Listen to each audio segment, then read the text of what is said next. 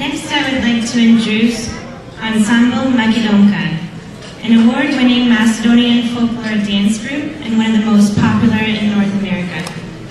Led by choreographer Alec Petlichko, Ensemble Makedonka has performed since 1959 and represented the Canadian Macedonian community at festivals, events, and competitions in Canada, the United States, Australia, and Europe.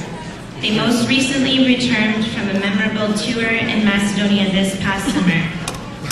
To honor Goce Delchev and all Macedonian freedom fighters, we'd like to invite Ensemble Makedonka to perform Komitsko Oro, a traditional folk dance that represents the battles of the Komiti, the Macedonian freedom fighters, and their voivoda, their leader. Welcome, Ensemble Makedonka.